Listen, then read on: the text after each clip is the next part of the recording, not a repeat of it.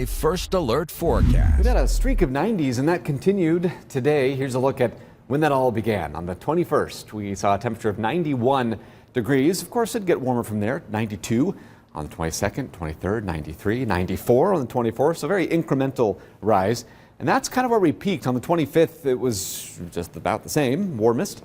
And then we've started our descent, 92 on the 26th and 91 on the 27th. Isn't that interesting? We just kind of we have to rise up into the mid 90s, and then we've been able to go down all by a single degree. Now, tomorrow, we'll see temperatures cool by several more degrees. So although we've had 7 days in a row of 90s, that is going to come to a pretty abrupt end, even though Sunday it looks like we'll get back to the 90s again.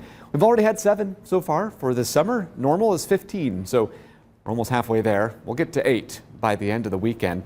And then I think we're going to put a pause on the 90s for now. The record, though, 44 90-degree days in just a few short months in 1988. So don't think we're going to quite get there unless truly amazing weather pattern sets up. Amazing more just for stats. I'm not sure if many of you would consider that to be amazing as far as how it feels, but I don't know, depending on your preference. Satellite and radar. Yeah, a few showers and thunderstorms forming in southern Michigan. This is right along a cold front here. It's not impossible that we see a few more showers try to kind of bubble up just beyond this main line of showers and storms that fizzled across northeast Indiana, but the severe thunderstorm watch has been canceled across the entire area.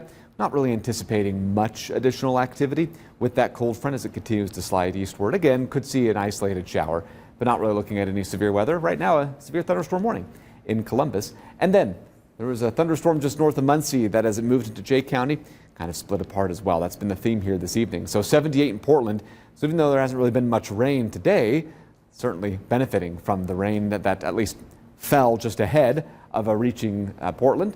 86 in Fort Wayne, 84 in Columbia City. We've been talking about what's called outflow winds, helping kind of cool a lot of these areas down without much rain. When there's a lot of storm activity around, it tends to kind of push out some wind ahead of it, and that cools everybody else off.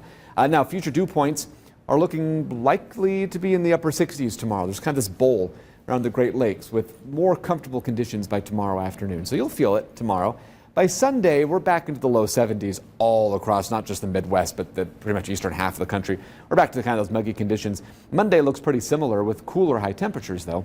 And then Tuesday, Wednesday, Thursday, progressing through next week, we're going to see some drier air begin to filter in. So what we've been experiencing is not actually considered normal. This is considered more average for late June, early July, and that's where we're going to be by the middle of next week. Future track, again, showing a few more residual showers possible this evening. Otherwise, looking mostly clear into tomorrow.